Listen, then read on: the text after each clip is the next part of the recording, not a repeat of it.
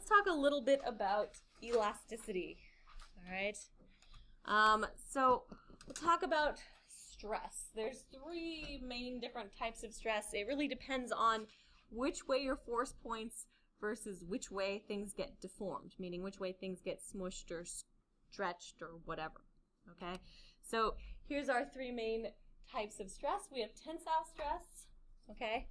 We have bulk stress, like the feeling you have when you're underwater and the water is pushing in on you. And we have shear stress, which is sort of this like sideways motion. Okay. Shear is like if I have something like this, right? Tensile stress is if I push this in, it gets smushed a little. I can pull it out. Well, maybe it's better with a rubber band. So I can pull it out. That's tensile stress, right? It's stretching things this way. I can push things in, and that's going to compress things. It's not as good with rubber band. Shear stress is if I push up here and this thing rotates or shears, right? So if it breaks apart this way, or if the change in motion is off the axis. So I'm applying a force this way, and we have some deformation in this direction. That's going to be shear stress. Okay, so it has to do with the axis. And there's something that if you do like mechanical engineering, they'll get to eventually called the stress tensor. And so there's on-axis things and then off-axis things. So the on-axis things would all be the tensile stress, right? And off-axis things would all be shear stress. Okay, because if you apply a force along the y and you get deformation along x, that's going to be shear. If you apply a force along y and you get deformation along y, right, that's going to be tensile. All right? So the way that we worry about elasticity is something called the elastic modulus. And this is true for all of those different types of stress. And the basic formulation is stress over strain equals elastic modulus. And the reason for this is the easiest way to test it. Stress, you apply a force. Strain, you measure what happened to the thing that you applied the force to. So if you smush something in, you measure how much smaller it gets. If you stretch something out, you measure how much bigger it gets. And then the elastic modulus is what you see on the graph. Okay, that's the property of your material. So for instance, if you take something really stretchy and you stretch it out, right? You apply a small force, you get a large deformation. Okay? I can apply the same force to this and not get any deformation. Okay, so that means the elastic modulus of this material is pretty different from the elastic modulus of this material. It's just the ratio of the forces applied to the deformation from the forces. Okay, and what we mean by deformation is changing shape of some sort. All right. So this could get a little bit more complicated because remember, tensile stress, well, let's think about this in terms of if I push on each end of this. So let's say I put it in like a vise and I start pushing on it and I am cranking it harder and harder. Well, we're talking about force, but we're talking about force over this whole area. Okay? And what is force over area? Pressure. Okay, so our applied force, right, our stress is pressure. Okay, so we apply pressure, and then the strain is how much, the ratio of this thing being compressed. So let's say this thing got compressed a little bit. We want that as a percentage of the whole object, okay, because we're pushing on the whole object. So if this whole thing is 5 inches, and we get like 0.1 inch deformation, then we're going to figure out the percentage. So 0.1 over 5 inches, okay? So that's going to be how we calculate it mathematically. Stress over strain. Right? Force over area, so pressure divided by physical deformation percentage. All right? And that's going to give us this thing in the middle. This is the equation for Young's modulus. And you'll see all we've done here is we've just messed around algebraically with the fraction. Okay? It's still stress over strain equals elastic modulus. So this is the force perpendicular to the object, right? This is going to be the cross-sectional area. So if I apply a force, that's the force I'm applying. This is the cross-sectional area. And then this tells us the elongation and the overall length. So if I were pulling it this way, right, however much it stretched, and then the total length of this thing before it stretched. Okay? And it turns out this gives us something called Young's modulus, which engineers care a lot about. And physicists sometimes care about, but it doesn't come up as much. So Young's modulus is interesting, though, because you can plot it, okay? And your curves end up looking like this. Now, you're going to say, well, that graph looks pretty, like that equation looks pretty linear. And you're right, because that equation only applies for part of this. Which part do you think that is? The first part, right? Up until about here. So this is what we call the proportional limit. So everything before that is nice and linear. And so if you take the slope of this, what do you think you get? 1. No. Well, you could get 1, but it's got a longer name than 1. Young's modulus. 2. Nice try. Okay. This is called the yield point. What does it mean when you get to the yield point? Yeah, you start getting, well, not deformation. Deformation is any change in shape and size, but you start going beyond, you start getting to the point of no return. So you know when you like stretch a rubber band, it'll go back to its original length unless you stretch it too far, or like a spring, and it like lighter. Yeah, it starts getting kind of like funky. That means you've gone past the yield point.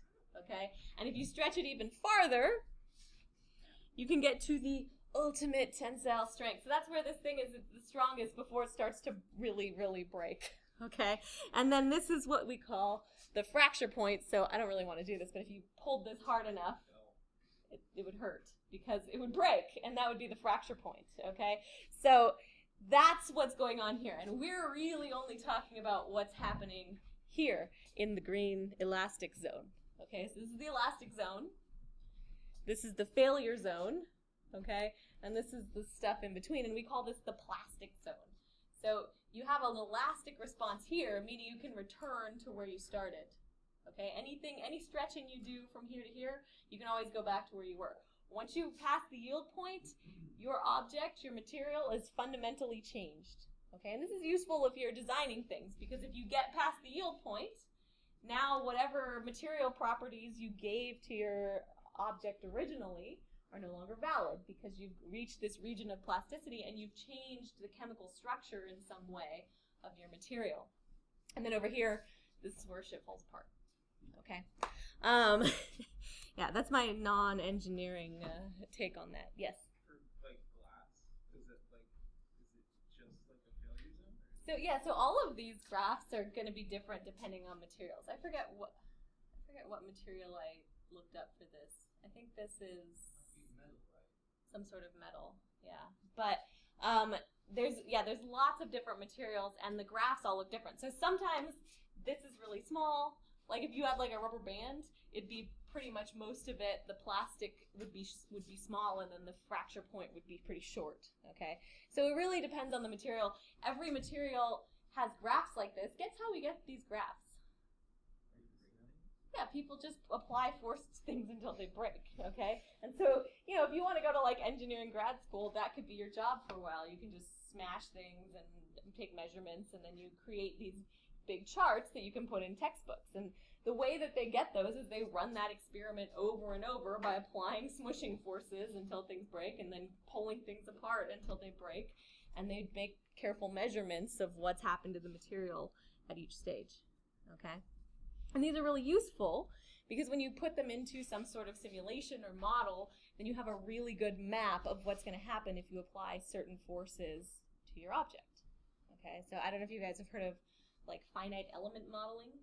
All right, when you do that, what you do is if you're building some prototype of something, you basically make a 3-dimensional model of it, including all the material properties and everything in the computer simulation, and then you can start testing it without actually breaking the things that you build. So you can run a simulation and sort of get an idea of what could happen to whatever you're building under these situations. So for instance, like let's say you're building like a camera and you don't want to break a bunch of cameras to see how things could go wrong, right? You could virtually break a bunch of cameras and avoid some of the cost of actually damaging your equipment. And so it's a really powerful tool for designing things because you can put in all of your specs that you send to your 3D printer directly into a finite element model, and then what you do is you break, images on a screen are made up of what? Pixels, okay? So you can break things up into basically 3-dimensional pixels, which sometimes they're called voxels, because, you know, volume. And, or you can, they have like, there's a lot of different strategizing you can do to like break them up into different shapes. Some of them are hexagonal, some of them are cubes, some of them are other shapes, dodecahedrons, I don't know. But you create basically a mesh which breaks this thing up into three-dimensional pieces, and they're all in contact with each other. And if you really want good data, you make the mesh really small. And if you want not as good data, you make the mesh really big, and then those things sort of dictate how long the simulation is going to run. So if you have a really complicated one, you just leave your computer and go eat lunch. If you have a really complicated one, you leave your computer and go out of town for 2 weeks and hope it doesn't crash while you're gone and nobody touches it, and that sort of stuff. Yeah. What's the one I used was called Abacus, right? Abacus is like a pretty neat piece of software. There's a lot of finite element modeling software, and depending on how the complexity of what you need to use, you can do lots of different things. But Abacus is the nice prepackaged one, and it lets you do like Python scripting. So if you ever get a free copy of something like that, take it and learn how to use it, because when you're doing engineering, especially mechanical engineering, that kind of skill set doesn't really matter as much like how good you were in school and what your grades were. If you're like, oh, I actually know how to use Abacus, here's some stuff I built, a lot of places will hire you just based on that, because having the ability to do that kind of modeling is really useful. Same with like SolidWorks, right? So, okay. So here's some Young's modulus for various things. You can see squishy things are over here. Less squishy things are over here. That's my very technical take on it. All right. For shear, okay, here you're applying a force, and you're getting a deformation along. So here's your length, here's your deformation, here's your force. Okay, so you're applying a force on this thing, you're getting an off-axis effect. Okay, and you get pretty much the same.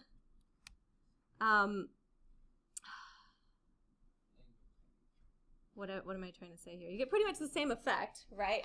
But it's just changing how the deformation happens. So here's your deformation. Here's the transverse dimension. Okay, so this is perpendicular to the force, and that gives you your shear modulus. All right, which is also important if you're going to do those kinds of models. If you have something that has pressure coming in from all sides, like let's say you put something underwater, then it has uniform pressure coming in from all sides, it can change the volume, and then you want the bulk modulus, right? So that's going to just be pressure, change in volume, original volume, additional pressure, so your change in pressure, and that's going to be equal to your bulk modulus, okay? And that's the end of that chapter. We're not going to do this problem, because I'm showing you this, and I'm telling you this after I told you about this stuff. I'm showing you this. We're not going to be tested on Young's modulus or any of that stuff. You'll spend plenty of time with that in your engineering classes if you need it. But I want you to see that it does, in fact, relate to physics. So that's where it is.